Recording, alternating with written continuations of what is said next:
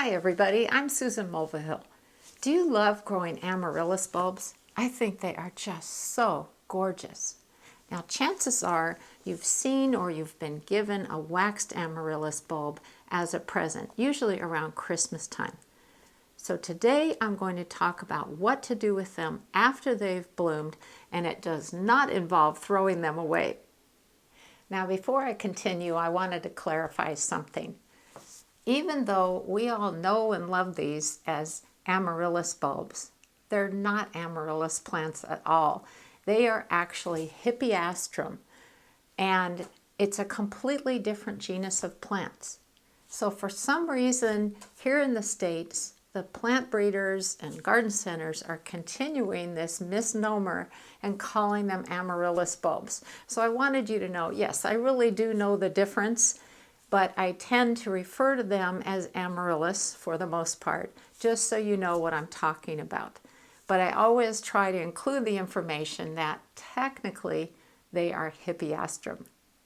So what is a waxed amaryllis bulb anyway? This is a bulb that has had its roots trimmed and then is encased in wax. They have become really popular in the past few years because they're touted as not needing any special care.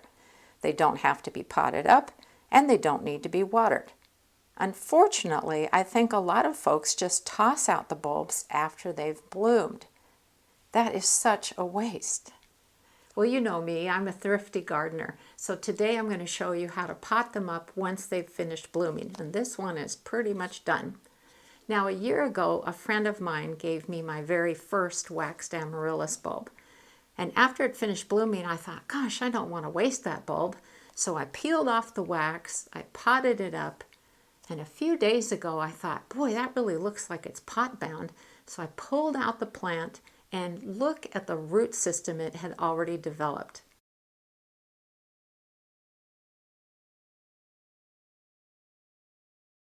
Isn't that amazing? So I put it into a larger pot, and now I want to get this one going. So let's start by getting this wax off of the bulb. And it comes off quite easily, but you just have to get it started. And be careful not to cut into the bulb. And myself.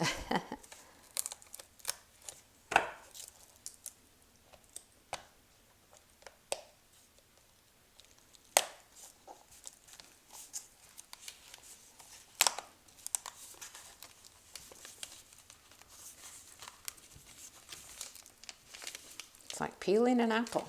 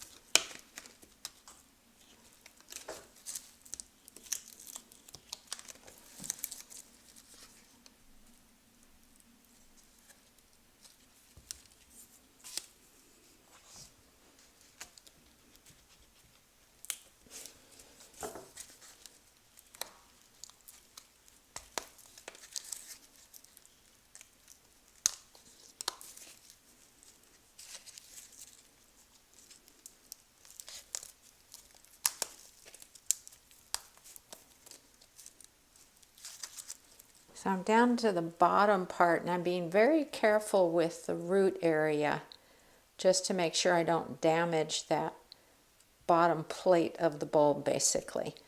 And I think I've got it to where it will pull away. If I have to, I'll leave a little bit of wax in place, but I think it's just about there. Yes.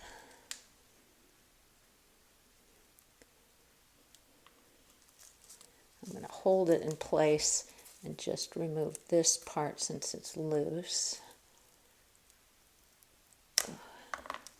It's a little scary getting to this part. There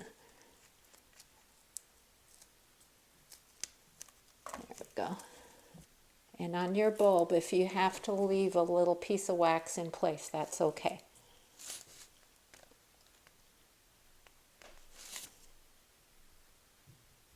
Now this one really seems to be attached.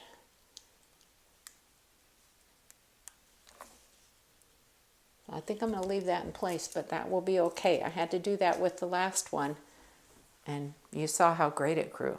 And there's the bulb. Now, if you are lucky enough to live in hardiness zones 9 to 11, you can plant your bulbs outdoors. But here in Spokane, Washington, which is mostly in hardiness zone 6, I have to grow them indoors because they will not survive our winters. Now I'm going to use about a quart-sized pot, and that's because the bulb last year grew so quickly after it had been potted up. And I have pre-moistened some basic potting soil. I don't want to use garden soil because it can contain pathogens. And the first thing I'm going to do is to put in, about an inch of the potting soil in the bottom and press it down. Just like so. Now I don't know how long this bulb has been encased in wax, but you can see it has some serious root growing to do. So what I'm going to do just to feed it a little bit is to sprinkle some slow release fertilizer into the bottom of the pot. There we are. I'm going to put a teensy bit more soil on top of that. There we go. Now I can finish putting in potting soil. When you plant an amaryllis bulb, this is the neck of the bulb here, and so I want the soil level to go right about to here, right before it necks down to that narrower diameter.